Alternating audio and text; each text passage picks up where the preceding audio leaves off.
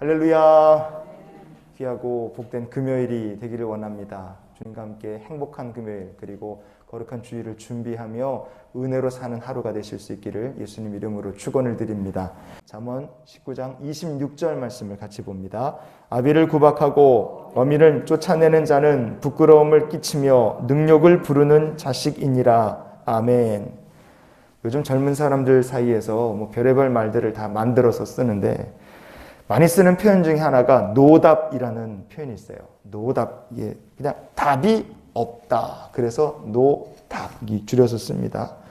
우리가 19장 말씀에서 노답 그렇게 딱 부르기 좋은 사람들을 살펴봤죠. 19장 24절 말씀에서 우리가 게으른 자 살펴봤습니다. 요즘 말로 하면 이런 사람들은 노답이에요.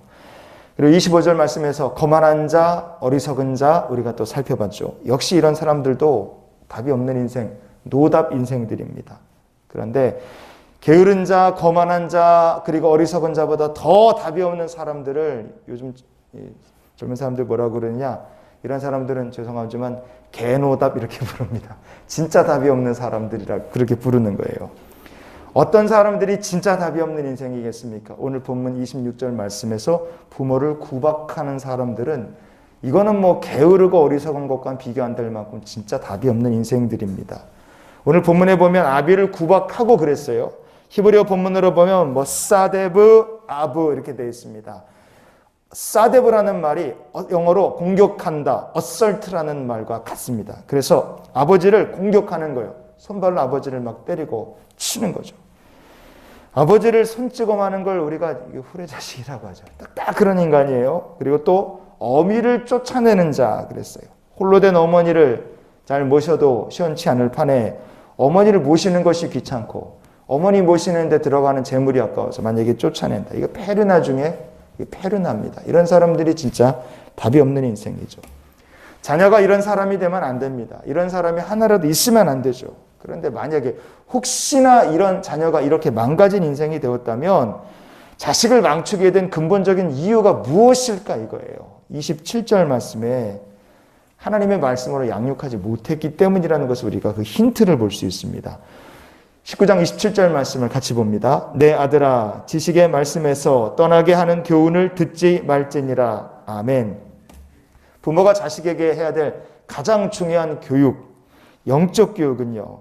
하나님의 말씀을 자녀가 듣고 그 말씀을 기초로 인생을 살 수 있도록 하나님 말씀으로 양육하는 것이 부모가 자녀를 위해 해야 될 가장 중요한 교육 중에 하나입니다. 자녀가 엉뚱한 세상 얘기만 듣고 그러면 그 아이를 망치는 건 시간의 문제죠.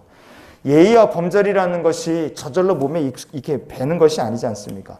명문 가문일수록 자녀들에게 예의, 범절 교육을 철저하게 시킵니다. 몸에 뵐 때까지 교육시켜요. 부모를 사랑하고 효도하는 게 자식을 낳으면 그 자식이 큰다고 해서 부모 사랑할 줄 알고 효도할 줄 아는 걸 배우는 게 아닙니다. 식사 예절 부모님 걱정하는 거 이런 거 배워야지 제대로 자식 노릇할 수 있고 부모 노릇도 배워야 잘할 수 있는 거죠. 형제간의 우애, 형제간에 서로 친밀하게 지내는 것도 교육받아야지 가정에서 그래야지 안 그러면 위아래 아주 그냥 족보가 혼란해져요. 사람은 교육을 통해서 진짜 사람이 되는 거고 교육을 통해 예의 범절을 알아가는 겁니다. 그래야 참 자식이 되고 사람 노릇을 하게 되죠.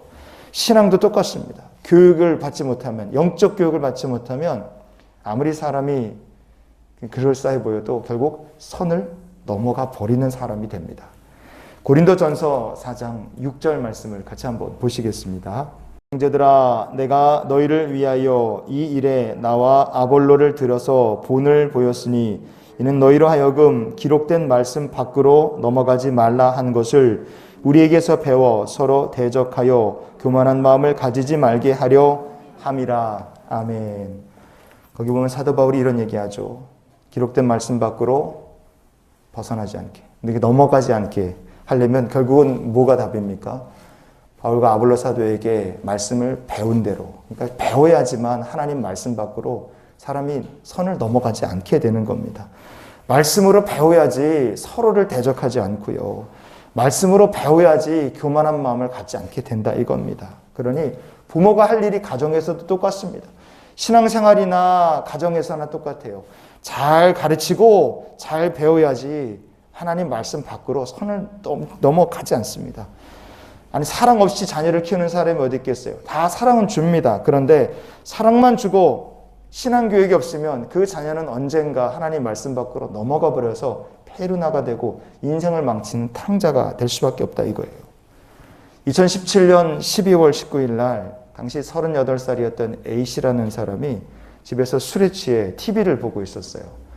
근데 이 사람이 술을 자주 마셔서 술 때문에 문제가 많았는데 음주를 아들이 잦은 음주를 하니까 어머니가 이 A씨를 꾸짖은 겁니다. 그랬더니 술 먹고 TV 보던 아들이 벌떡 일어나서 자기를 꾸짖는 어머니의 뺨을 때렸어요. 그리고 의자를 들어서 어머니를 내리쳤습니다.